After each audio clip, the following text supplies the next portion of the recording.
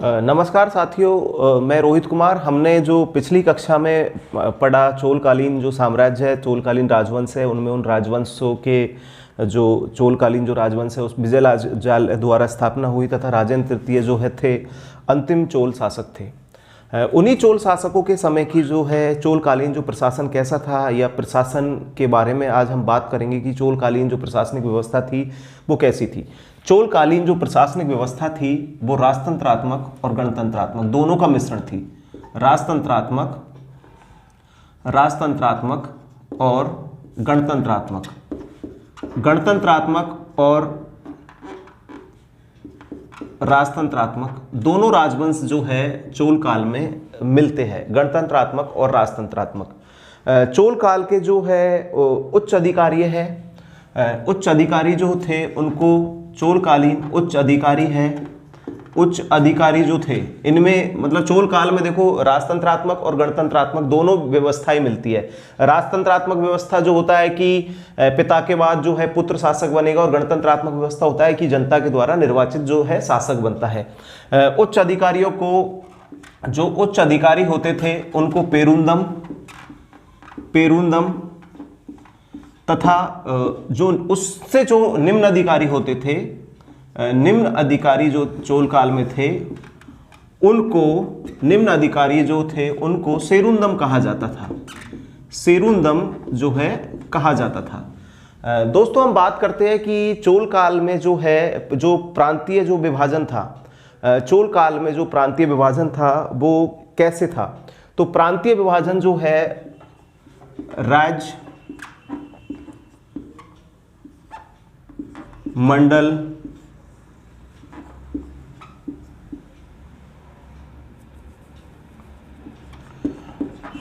नाडु, कोट्टम, राज्य मंडल कोट्टम नाडु, राज्य मंडल कोट्टम नाडु, ग्राम समूह और ग्राम। चोलकालीन जो प्रशासन का जो है मतलब जो नगरों का जो विभाजन था, तो चोलकालीन जो नगरों का विभाजन था, तो जो हमने बात की पहले भी, जो गुप्त काल है, मौर्य काल है, उनमें भी हमने पढ़ा था कि जो बहुत सारे जो घरों या परिवारों को या कुटुंब कबीलों को मिलाकर एक गांव का निर्माण होता है। यह है सबसे छोटी इकाई। इस छोटी इकाई का जो है बढ़ता क्रम है कि बहुत सारे जब गांवों को मिला लेंगे तो उनका है एक गांव समूह बन जाता है। उसके बाद में गांव के जो समूह होते हैं, तो वर्तमान जो तहसील या इस टाइप की जो व्यवस्था होती है उसको नाडु कहते थे। नाडु, जब बहुत सारे नाडु को जो मिला लिया जाता था तो उनको कोट्टम कहा जाता था। कोट्टम को मिलाकर एक संपूर्ण जो है मंडल, मतलब पूरा एक जो जिला, पूरा जिला जो है वो मंडल कहा जाता था और बहुत सारे मंडलों को मिलाकर एक राज्य का निर्माण होता था। तो चोलकालीन जो विभाजन था वो विभाजन था मंडल जो है राज्य, मंडल, नाडु, कोट्टम और ग्राम, कोट्टम, नाडु, ग्राम समूह और गांव में विभाजन था। चोलकालीन जो है ग्राम पंचायत है, जो चोलकालीन में है, जो ग्राम पंचायत प्रणाली पर आधारित थी। ग्राम पंचायत प्रणाली का जो उल्लेख होता है वो चोल काल में होता है कि जो प्रशासन है वो ग्राम पंचायत प्रणाली पर भी आधारित था। ये तो प्रांतीय विभाजन था, तो ग्राम पंचायत प्रणाली पर भी जो चोलकालीन जो प्रशासन है वो आधारित था। उसके अलावा हम बात करते हैं कि संपूर्ण चोल साम्राज्य है, क्वेश्चन आता है एग्जाम में, संपूर्ण चोल साम्राज्य जो है 6 मंडलों में विभाजित था। संपूर्ण चोल साम्राज्य को उस समय की जो प्रशासनिक इकाइयां हैं तो उनमें चोल साम्राज्य को 6 मंडलों में विभाजित किया गया था। संपूर्ण चोल साम्राज्य जो है उसको 6 मंडलों में विभाजित किया गया था। तथा अभिलेखों में जो है नाडु, अभिलेखों में कहा है नाडु जो है जिला को कहते थे। तो जिला की जो सभा होती थी, जिला की सभा को नाटुर जो है चोलकालीन जो है नाडु है, उन जिलों में जो सभा होती थी उनको नाटुर कहा गया। तथा गांव की सभा जो है, उसके बाद में जो नगर है, नगर की जो सभा होती थी उनको नगस्तर कहा गया। और गांव में जो सभा होती थी गांव की जो सभा होती थी उनको उर कहा गया। तो चोल काल में देखिए जो सभा होती थी नाड़ू, जो जिला में जो सभा होती थी उनको नाटूर, नगर की सभा को नगस्तर, और गांव की जो सभा होती थी दोस्तों उसको उर कहा गया। तो चोलकालीन जो प्रशासन है उसमें जो बड़े बड़े गांवों का समूह, जो ये गांव का जो समूह है, बड़े बड़े जो गांव हैं उनका जो समूह होता था उसको चोल काल में तनेयूर, उसको जो है तनेयूर कहा गया। गांव की जो बड़े बड़े गांव का जो समूह है उस समूह को मिलाकर है उसको तनेयूर कहा गया। तथा अब चोलकालीन जो है हम आर्थिक व्यवस्था की जो बात करें, चोलकालीन जो है आर्थिक व्यवस्था की बात करें तो आर्थिक व्यवस्था के अंतर्गत हम देखते हैं कि चोल काल में जो उपज का जो भाग लिया जाता था, किसानों से जो उपज का जो कर है जो भाग लिया जाता था वो इंपॉर्टेंट है, 1/6 से 1/3 तक, 1/6 से ले लिया जाता था कहीं पर 1/3 और 1/6 जो है किसानों से उपज का जो भाग लिया जाता था, उपज का जो है भाग लिया जाता था। चोल काल में उल्लेख होता है कि जो आर्थिक व्यवस्था में होता है उल्लेख दोस्तों कि जो उपज का जो भाग है वो 1/6 से 1/3 तक जो है उपज का लिया जाता था। चोल साम्राज्य में जो प्रचलित उस समय जो सोने का सिक्का था, प्रचलित जो है इनका जो प्रचलित जो है स्वर्ण सिक्का है, प्रचलित स्वर्ण सिक्का है उसको स्वर्ण सिक्के को जो है क्वेश्चन आ जाता है एग्जाम में कि कांसू, स्वर्ण सिक्का है इनका उसको कांसू कहा जाता था। तथा इसका वजन जो है चोलकालीन जो कांसू सिक्का है इसका वजन था 16 औंस के जो है समान होता था। कांसू सिक्के का वजन 16 औंस के समान होता था। दोस्तों अब हम बात करते हैं कि अब हम चोलकालीन जो प्रशासन है उसकी बात करते हैं।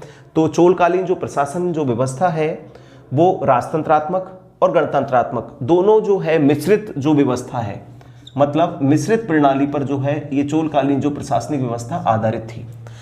उच्च अधिकारी जो चोल काल के थे उनको पेरुंदम कहा जाता था, निम्न अधिकारियों को सेरुंदम कहा जाता था। तथा चोल काल जो बटा हुआ था, जो प्रशासन या मतलब एक जो प्रशासनिक इकाई है जो विभाजित थी, तो चोल काल की जो प्रशासनिक इकाई विभाजित थी तो सबसे पहले जो गांव आते थे, बहुत सारे गांवों को मिलाकर गांव समूह बनता था, गांव समूहों को मिलाकर नाडू बनता था, नाडू के बाद में कोट्टम आता था, कोट्टम से बड़ा मंडल और राज्य। चोल काल का जो पंचायत जो है, चोलकालीन जो अभिलेख है उनमें ज्ञात होता है कि चोल काल जो प्रशासन था वो ग्राम पंचायत प्रणाली पर आधारित था। इनकी जो बात करें तो जो संपूर्ण चोल जो साम्राज्य था उसको 6 मंडलों में, इंपॉर्टेंट है कि संपूर्ण चोल साम्राज्य को 6 मंडलों में विभाजित किया गया था। चोल काल में जो सभाएं होती थी मंडलों में, उनमें नाडू की सभा को नाटूर, नगर की सभा को नगस्तर और गांव की सभा को उरे कहा जाता था। तथा जो गांव का जो समूह बनता था उसको तनेयूर कहा जाता था। चोल काल की जो हम आर्थिक व्यवस्था की बात करते हैं तो उपज का जो है 1/6 से 1/3 मतलब 1/3 जो भाग है उपज का कर के रूप में लिया जाता था, मतलब राज्य को मिलता था। उसके अलावा जो चोल काल में जो प्रचलित जो सोने का सिक्का था उसको दोस्तों कांसू कहा जाता था। स्वर्ण सिक्का है उसको चोल काल में कांसू कहा जाता था, उसका वजन 16 औंस के समान था। अब हम बात करते हैं आर्थिक व्यवस्था में आगे बढ़ते कि इनकी कराधान प्रणाली और जो ग्राम जो इनकी प्रणाली थी वो कैसी थी, तो किस शासक के काल में जो है इस चीज का विकास हुआ।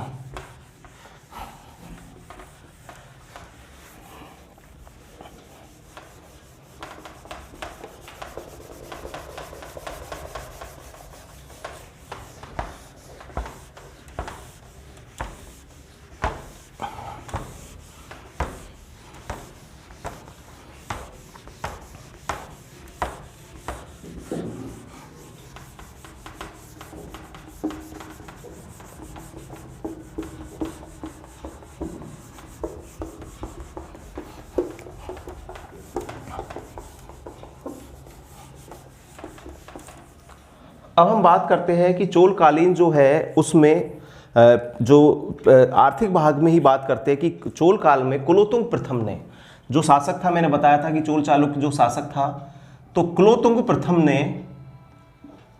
प्रथम ने जो है भूमि की नाप करवाई। भूमि की नाप जो करवाने का जो श्रेय जाता है वो कुलोत्तुंग प्रथम ने भूमि की नाप करवाई। भूमि की जो है कुलोत्तुंग प्रथम के द्वारा है भूमि की नाप हुई चोल काल में। इसके अलावा इसने जो कुलोत्तुंग प्रथम ने जो कृषि की जो किस्म होती है उनका समय समय पर पुनरावेक्षण जो है, पुनरावेक्षण या मतलब नियमित देखभाल की कि कौन सी कृषि है कब होनी है, या फिर उनका पुनर्वेक्षण या राजस्व का जो है उचित निर्धारण कुलोत्तुंग प्रथम के द्वारा किया गया। तथा भूमि कर को, जो भूमि कर लिया जाता था उसको, भूमि कर जो चोल काल में लिया जाता था उसको कुदमाई या कुदमई है चोल काल में भूमि कर को कहा जाता था। भूमि कर जो चोल काल में लिया जाता था उसको कुदमई या कुदमाई है कहा जाता था। कुलोत्तुंग प्रथम ने भूमि की नाप करवाई, उसने विस्तृत है जो भू राजस्व सर्वेक्षण करवाया, राजस्व की जो है आय निर्धारित की, और भूमि की नाप जो है भूमि का जो कर लिया जाता था उसको कुदमाई या कुदमई कहा जाता था। अभिलेखों में जो करों के जो प्रयुक्त जो प्रकार होते हैं वो कर, करई, बरई और मणिपाडु, करई बरई और मणिपाडु जो है ये कर के जो है अभिलेखों में प्रकार जो है मिलते हैं। कर के जो प्रकार है कि अभिलेखों में मिलते हैं कि करई बरई और मणिपाडु जो नामक जो कर है वो चोल काल में लिए जाते थे। इसके अलावा हम बात करते हैं कि जो कर है, करों की जो सूची है चोल काल में जो प्रशस्त हुई कि कौन से कर किस चीज के लिए लिए जाते थे। तो आयम जो कर है वो चोल काल में राजस्व के लिए जो कर लिया जाता था उसको आयम कर कहा जाता था। राजस्व के लिए जो कर लिया जाता था उसको आयम कर कहा जाता था। पेबीर जो कर है तेल का जो व्यापार करता है, तेल घानी पर जो तेल या घानी का जो काम करता था उसके लिए जो है पेबीर कर लिया जाता था। कड़ी में होता था लगान, जो जमीन पर जो लगान लिया जाता था उसको है कड़ी में कहते थे, कड़ी में होता था लगान। तथा चोल काल में जो है किड़ाक कासू जो कर लिया जाता था, किड़ाक कासू जो कर लिया जाता था यह कर लिया जाता था पशुधन पर जो है किड़ाक कासू नामक कर लगता था। तथा कड़ेरी जो होता है, कड़ेयरी जो कर लिया जाता था व्यापारिक प्रतिष्ठानों पर, व्यापारिक जो प्रतिष्ठान थे तो व्यापारिक प्रतिष्ठानों पर जो कर लिया जाता था वो कड़ैयर जो है कर वो लिया जाता था। तथा मनेग में होता था, मनेग में जो कर लिया जाता था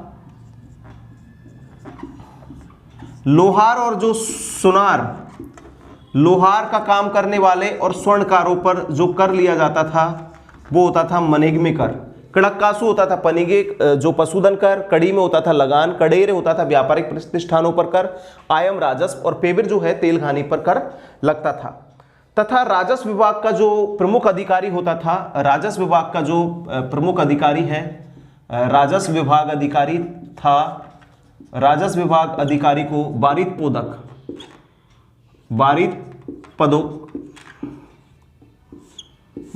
पदोक कहा जाता था। राजस्व विभाग का जो अधिकारी होता था उसको बारित पदोतक जो है कहा जाता था। इसके अलावा जो चोल काल में जो बात करते थे, नगरों में जो कर संग्रह जो होता था, नगरों में जो कर संग्रह जो करता था वो नगरम के अधीन होता था। नगरों में कर संग्रह जो होता था, कर संग्रह होता था वो नगरम के अधीन, मतलब नगरम जो है अधिकारी है नगरों में कर का जो इकट्ठा करता था वो नगरम कहा जाता था। तथा प्रत्येक गांव और शहर में प्रत्येक गांव और शहर में जो है उर्फ जो है गांवों की सभा होती थी, उन समितियों का भी जो है निर्धारण किया जाता था। निम्न जाति की जो झोपड़ी होती थी, निम्न जाति की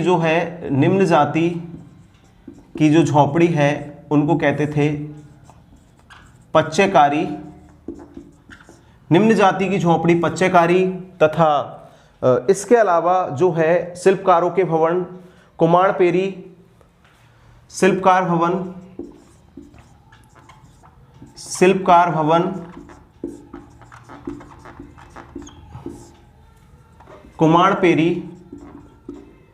कुमाणपेरी और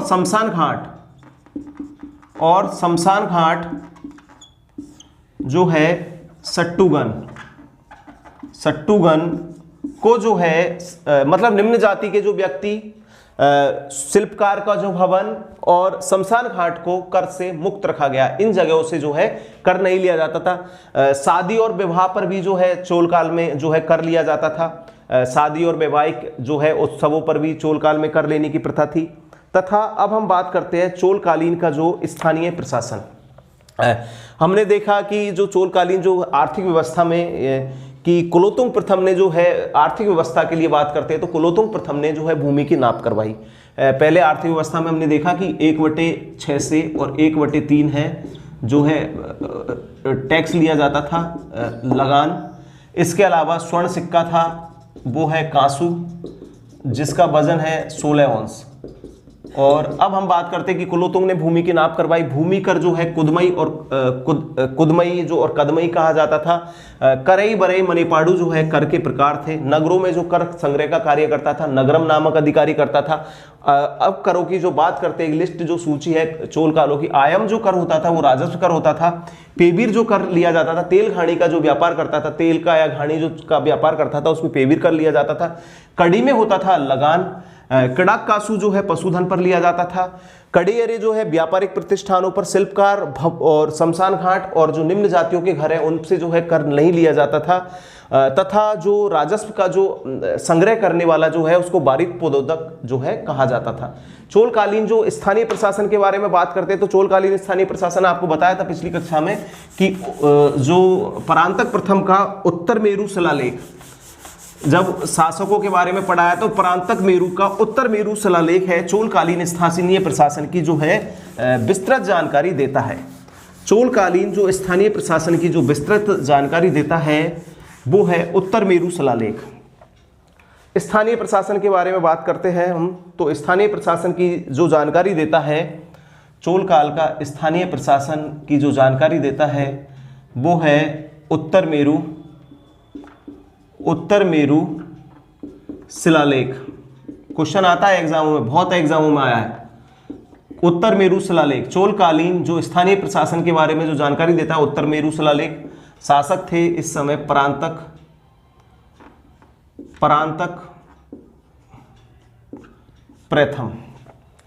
प्रथम के समय का जो है अभिलेख है उत्तर मेरु शिलालेख। चोलकालीन स्थानीय प्रशासन के बारे में जो है विस्तृत जानकारी देता है। इसके अलावा हम बात करते हैं कि जो स्थानीय प्रशासन जो संभालती थी उस समिति को जो कहा जाता था बारियम समिति के तहत जो है बारियम समिति चोल काल में स्थानीय प्रशासन को जो देखभाल करने वाली समिति थी उसको बारियम समिति कहा जाता था। तथा चोल काल जो है अभिलेख है उनमें 3 प्रकार की और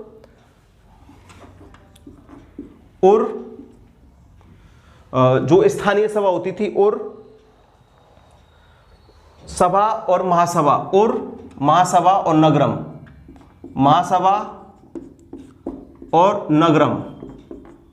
मतलब नाम से ही स्पष्ट है कि चोल काल में और है गांव को कहा जाता है। तो गांवों की जो छोटी छोटी सभा होती थी उनको और कहा जाता था। महासभा होती थी कि चोल काल में जो नाडु और जो कोट्टम की जो सभा होती थी उनको महासभा कहा जाता था। और मंडल और जो राज्य जो सभा होती थी उनको नगरम जो है कहा जाता था। इनकी कार्यकारिणी जो समिति होती थी, इन सभाओं को जो देखने की जो कार्यकारिणी जो समिति होती थी उसको आणु मंगिडी जो है इन सभाओं की जो देखभाल करता था उसको आणु मंगिडी जो है कहा जाता था। अब चोल काल में जो है हम बात करते हैं कि जो ब्राह्मणों को जो करमुक्त भूमि जो है दी जाती थी उसको चोल काल में जो ब्राह्मणों को करमुक्त भूमि जो दी जाती थी भूमि, क्वेश्चन आता है एग्जाम में, ब्राह्मणों को करमुक्त भूमि जो दी जाती थी उसको चतुर्वेदी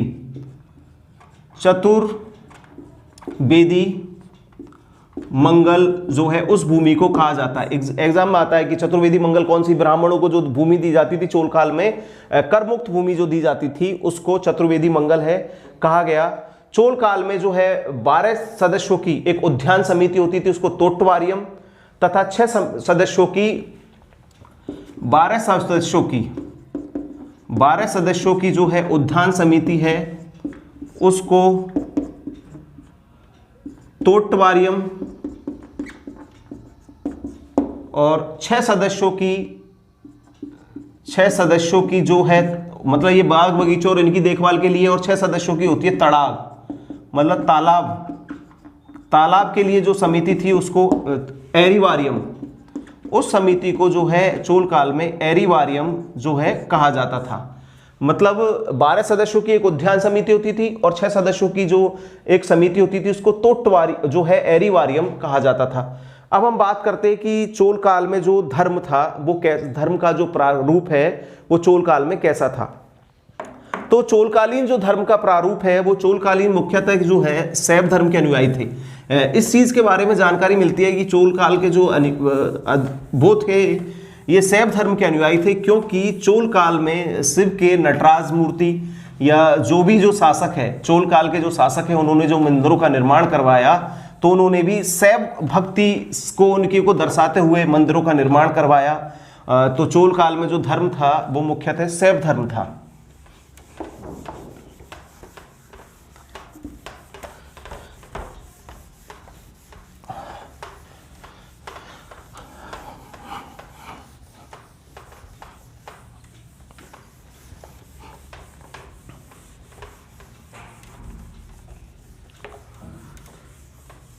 चोल काल में जो धर्म व्यवस्था है वो शैव धर्म पर जो आधारित थी। चोल काल का धर्म है इनका, ये शैव धर्म के अनुयायी थे, शैव धर्म के जो है अनुयायी थे। चोलकालीन जो शासक थे वो शैव धर्म के अनुयायी थे। इन्होंने इनके समय में जो है वैदिक कर्मकांड जो होना है बिल्कुल बंद हो गए, वैदिक कर्मकांडों का जो है उल्लेख नहीं मिलता है। तथा लेकिन वैदिक कर्मकांड क्या है कि मतलब जो वेदों में जो कर्मकांड होते थे जैसे यज्ञ करना या फिर और कोई हवन आहुति चीज का जो है, तो स्पष्ट है कि चोल काल में जो है वैदिक कर्मकांड नहीं थे। जो वैदिक जो कर्मकांड थे वो नहीं थे, कर्मकांड नहीं थे। केवल उल्लेख होता है कि एक शासक है राजाधिराज, जो राजेंद्र प्रथम के बाद शासक बने, राजाधिराज का जो है राजाधिराज ने अश्वमेघ यज्ञ करवाया। ये वैदिक कर्मकांड के अंदर आता है कि राजाधिराज ने जो है अश्वमेघ यज्ञ करवाया था। तो चोल काल की जो ये शासक थे वो शैव धर्म के अनुयायी थे। कर्मकांडों का उल्लेख नहीं मिलता है, लेकिन राजाधिराज शासक ने जो है अश्वमेघ यज्ञ करवाया था। इसके अलावा हम बात करते हैं कि मंदिरों में जो है चोलकालीन जो मंदिर है, इंपॉर्टेंट है कि चोलकालीन जो मंदिर है उनमें देवदासी प्रथा विद्यमान थी। देवदासी प्रथा मतलब किसी भी कुंवारी लड़की को मंदिरों के लिए दान में दे दिया जाता है कि वो मंदिर के जो है पुजारी और महंतों की जो है सेवा करेगी। तो चोल काल में देवदासी प्रथा विद्यमान थी। विष्णु के जो विष्णु भगवान का रूप है, तो विष्णु भगवान का नाम जो है वहां पर विष्णु भगवान का जो नाम है चोल काल में वो मिलता है त्रुमल। विष्णु भगवान का जो नाम है वो त्रुमल मिलता है। चोल काल के उस समय के जो है वैष्णव अनुयायी, वैष्णव धर्म के जो बारे में है जानकारी मिलती है रामानुजाचार्य, जिनका जो रामानुजाचार्य है जो भी है 11वीं शताब्दी के थे जो चोलकालीन शासक के समय। तो रामानुजाचार्य से भी के उससे ज्ञात होती है कि इन्होंने वैष्णव जो है वैष्णव मत के जो बारे में चोल काल का जो उल्लेख करता है तो वो रामानुजाचार्य के समय में चोलकालीन वैष्णव मत की जो है बातें होती है। इसके अलावा चोल काल के जो स्थापत्य कला है, तो जो स्थापत्य कला की हम बात करते हैं चोल काल की स्थापत्य कला, चोलकालीन स्थापत्य कला की बात करें तो चोलकालीन स्थापत्य कला जो है पूरी तरीके से द्रविड़ शैली पर आधारित थी। द्रविड़ शैली पर आधारित थी। द्रविड़ शैली पर आधारित थी। द्रविड़ शैली में मुख्य क्या है? गोपुरम। द्रविड़ शैली में मुख्य होता है गोपुरम। गोपुरम, विमान मंडप, वर्गाकार विमान मंडप। चोल काल के जो मंदिरों है गोपुरम होता है कि जो ऊंचे ऊंचे जो मंदिर है उन पर दीवार बना दी जाती थी, उसके जो चारों तरफ जो है चार दीवारी, उसको जो है गोपुरम कहते थे। विमान होता था, मतलब वर्गाकार जो विमान है, जो मंदिरों पर जो स्तंभ बनाया जाता था, मतलब ऊंचा जो है उसको वर्गाकार विमान कहते थे। और मंडप है जो जहां पर भगवान की आराध्य देव की जो मूर्ति प्रतिस्थापित की जाती थी, उसके जो चारों तरफ एक जो है मंडप नुमा जो बना दिया जाता था, उसको मंडप है। तो ये द्रविड़कालीन मूर्ति कला, द्रविड़कालीन स्थापत्य कला की जो है मुख्य विशेषता है।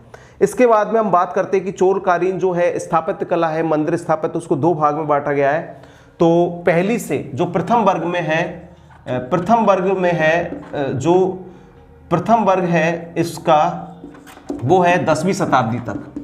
प्रथम वर्ग है 10वीं शताब्दी तक का जो वर्ग है, उसमें प्रारंभिक चोल मंदिर है, उसमें तिरुकोट्टाई का सुंदेश्वर मंदिर, तिरुकोट्टाई का सुंदरेश्वर मंदिर, तिरुकोट्टाई का सुंदरेश्वर मंदिर तथा नरमताले का विजयालय मंदिर, नरमताले का जो है विजयालय मंदिर, नरमताले का विजयालय मंदिर। इसके अलावा जो है कदंबर मलाई मंदिर, कदंबर मलाई मंदिर जो है पहली से जो 10वीं शताब्दी, मतलब जो प्रारंभिक जो है 10वीं शताब्दी तक जो मंदिर बने, उसमें तिरुकोट्टाई का सुंदरेश्वर मंदिर, नरमताले का विजयालय मंदिर और कदंबलाई जो है मंदिर है, उनका उल्लेख होता है। उसके बाद के जो है दूसरे वर्ग के जो मंदिर है, उस दूसरे वर्ग के जो मंदिर है उनमें द्वितीय वर्ग में जो बाद के जो बने, द्वितीय वर्ग में तंजावुर का बृहदीश्वर मंदिर, राजराज प्रथम का गंगई कोंड चोलपुरम मंदिर, बृहदीश्वर मंदिर है, राजराजेश्वर मंदिर और गंगई कोंड चोलपुरम जो मंदिर है वो 10वीं शताब्दी के जो बाद के उत्कृष्ट उदाहरण है। राजदो जो मंदिर बनाया गया, ये अपने जो है ये विख्यात है अपनी गोपुरम शैली के लिए। तो इस गोपुरम में जो है विशाल जो है गोपुरम के जो चारों तरफ जो बनाया है डबल का, तो जो विशाल जो गर्भगृह है, इनका जो गर्भगृह होता है जहां पर भगवान की जो है गर्भ अंदर की तरफ जो मूर्ति स्थापित की जाती है, वो बृहदीश्वर मंदिर का जो है गर्भगृह एक बहुत ही उल्लेखनीय है। वो इनकी जो शैली का, द्रविड़ शैली का जो है उत्कृष्ट उदाहरण है। दोस्तों हम बात करते हैं कि जो इनका धर्म था इन लोगों का, मतलब चोल काल के जो शासक है वो शासक थे वो शैव धर्म के अनुयायी थे। शैव धर्म के अनुयायियों के अलावा इन्होंने जो है वैदिक कर्मकांड नहीं होते थे, लेकिन खाली एक राजाधिराज है उसके समय में अश्वमेध यज्ञ होने का उल्लेख मिलता है। विष्णु भगवान को इन्होंने तिरुमल कहा है। रामानुजाचार्य उस समय जो है वैष्णव भक्ति के हुए, तो मतलब शैव भक्ति के थे लेकिन वैष्णव भक्ति को भी आश्रय था। स्थापत्य कला की हम बात करें तो इन्होंने द्रविड़ शैली को जो है प्रमुख थी चोल काल में, तो द्रविड़ शैली में जो है गोपुरम, विमान और मंडप का उल्लेख होता है। स्थापत्य कला में जो निर्माण हुआ पहली जो वर्ग के थे 10वीं शताब्दी तक, उसमें तिरुकोट्टाई का सुंदरेश्वर मंदिर, नरमताले का विजयालय मंदिर और कदंबरलाई का मंदिर है। दूसरी जो वर्ग था जो 10वीं सदी के बाद में हुए, उसमें बृहदीश्वर मंदिर और गंगईकोंड चोलपुरम का मंदिर प्रमुख है। बृहदीश्वर मंदिर अपने गोपुरम और विशाल गर्भगृह के लिए विख्यात है। अब हम बात करते हैं चोलकालीन जो है मूर्ति कला या फिर इनकी स्थापत्य कला में ही आता है कि मूर्ति कला जो है चोल काल में जो है चोल काल की जो मूर्ति कला के बारे में हम बात करते हैं,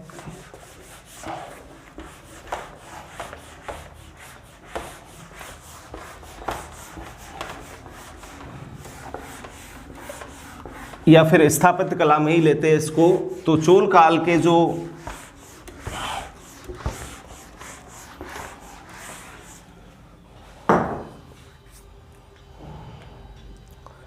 चोल काल में जो मूर्ति मिलती थी वो पत्थर और धातु दोनों की ही मूर्ति मिलती थी, मतलब पत्थर से भी निर्मित होती थी और धातु की मूर्ति का उत्कृष्ट नमूना है नटराज की जो मूर्ति है, पीतल की निर्मित है। वो पत्थर और धातु की जो मूर्ति मिलती थी तथा इस काल में जो मूर्ति है उनमें जो है नटराज की मूर्ति प्रमुख है। नटराज मूर्ति जो है, नटराज मूर्ति आपने देखी होगी, शिव शंकर भगवान को जो है तांडव मुद्रा में नृत्य करते हुए, सबसे प्रसिद्ध मूर्ति है शिव शंकर भगवान को तांडव मुद्रा में नृत्य करते हुए दिखाया गया है। तो नटराज मूर्ति के अलावा यहाँ पर मूर्ति मिलती है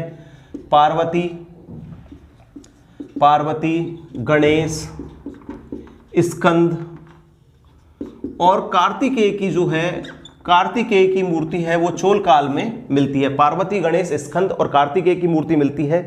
तथा चोलकालीन जो मूर्ति निर्माण में है, इसकी जो नटराज की मूर्ति है, इसको चोल काल की का सांस्कृतिक निचोड़, मतलब पूरी चोल काल की जो है उत्कृष्ट मूर्ति है, इसको चोल काल का सांस्कृतिक जो है निचोड़ कहा जाता है। मतलब पूरा चोल काल का जो है एक पूरा जो सांस्कृतिक निचोड़ है वो नटराज मूर्ति के द्वारा मिलता है कि चोल काल का जो उत्कृष्ट है वो नटराज मूर्ति अपने आप में प्रमुख थी। चोल काल के जो साहित्य के बारे में हम बात करें तो चोल काल में जो है कन्नड़, तमिल और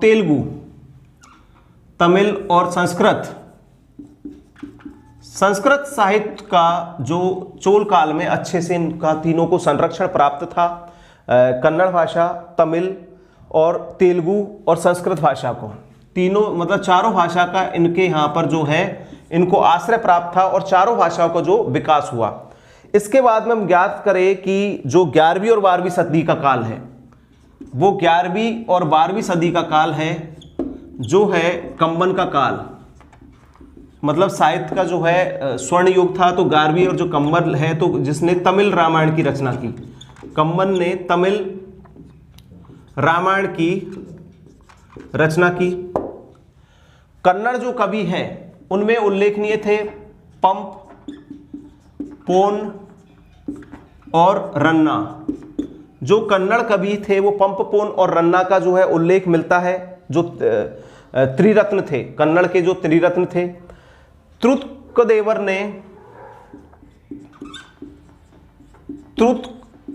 ने जो उस समय के जो थे कि विद्वान थे, तुर्कदेवर ने जीवक चिंतामणि, आ जाता है एग्जाम में क्वेश्चन, जीवक चिंतामणि जो मिलान वाले क्वेश्चन होते हैं ना कि यहां से और यहां से की मिलान कीजिए, तो मिलान वाले क्वेश्चनों में आ जाते हैं। तो तुर्कदेवर की है जीवक चिंतामणि जो पुस्तक थी वो तुर्कदेवर ने लिखी, जीवक चिंतामणि तुर्कदेवर ने। जयगोंदर ने कलिप्त गुप्तपणि,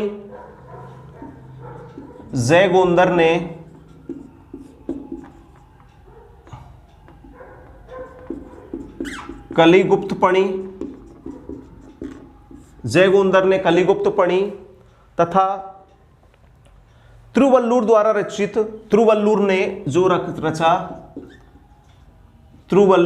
रचा तिरुकुरल, जिसे पांचवा वेद या तमिल का बाइबिल कहा गया। तिरुवल्लुर ने जो है तिरुकुरल की रचना की, इसको जो है पांचवा वेद या तमिल की बाइबल जो है कहा गया। त्रित्वोदार प्राणाम के जो रचयिता थे वो सेक्कार थे। और अब हम बात करते हैं चोल काल की जो है, ये तो था साहित्य, और हम बात करते हैं चोल काल की जो सामाजिक स्थिति कि समाज का जो कैसा था। तो चोल काल की सामाजिक स्थिति के बारे में हम बात करते हैं। तो चोल काल की जो सामाजिक स्थिति है तो उसमें हम देखते हैं कि नट्टार जो है, चोल काल में जो नट्टार था, नट्टार है प्रभावशाली कृषक, प्रभावशाली जो कृषक समुदाय था उसको नट्टार कहा जाता था। साधारण वर्ग जो है दो भागों में विभाजित था।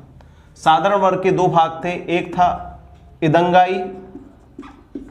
इदंगाई तथा दूसरा भाग था बलंगाई।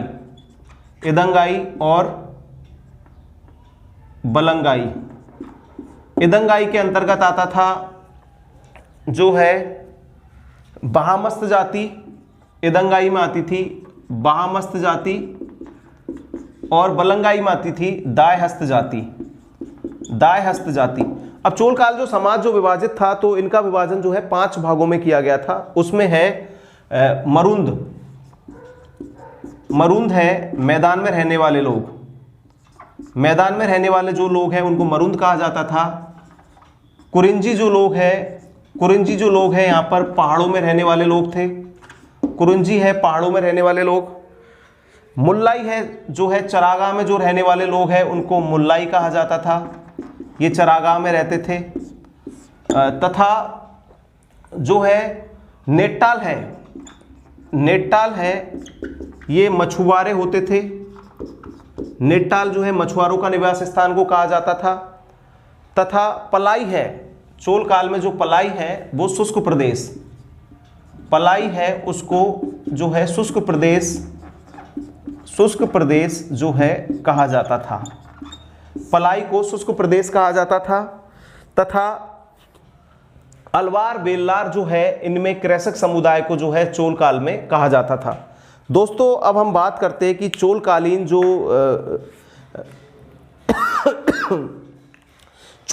जो स्थापत्य कला में ही हम बात करते हैं, तो चोलकालीन स्थापत्य कला का जो है उत्कृष्ट जो उदाहरण है कि मैंने बताया कि चोल काल में दो प्रकार की जो है मंदिर निर्माण का हुआ कि पहले भाग में ईसा की 10वीं शताब्दी तक, दूसरे भाग में 12वीं शताब्दी मतलब 10वीं शताब्दी के बाद के, जिनमें बृहदीश्वर मंदिर मतलब चोल काल में जो मंदिर निर्माण शैली थी वो थी द्रविड़ शैली। द्रविड़ शैली है इनकी मंदिर निर्माण की, जिसमें द्रविड़ शैली की क्वेश्चन आता है एग्जाम में। विशेषता है इसकी विमान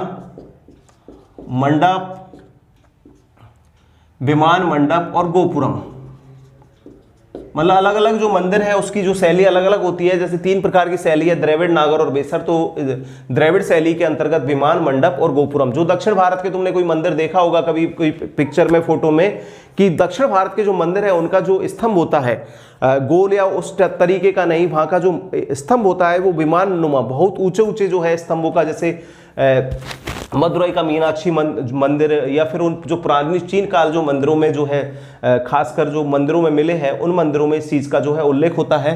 तथा चोल काल की जो मूर्ति में मिलती है वो नटराज की मूर्ति जो है कांस्य निर्धारित जो है मूर्ति है, वो चोलकालीन जो मूर्ति कला का जो है सांस्कृतिक या संस्कृति का जो है साहित्य पूरा एक निचोड़ कहा जाता है। पार्वती, गणेश, स्तंभ और कार्तिकेय की भी मूर्ति मिलती है। तो साहित्य का बारे में बात करें तो साहित्य में जो है चोल काल में कन्नड़, तमिल, दक्षिण भारत की भाषा है, कन्नड़ है कर्नाटक में चलती है, तमिल है तमिलनाडु में चलती है, संस्कृत भाषा का भी इनके सामने उल्लेख होता है, तेलुगु जो है आंध्रा भाग में जो चलने वाली जो भाषा आंध्रा और तेलंगाना में। पंपपोन रन्ना जो है कन्नड़ भाषा के त्रिरत्न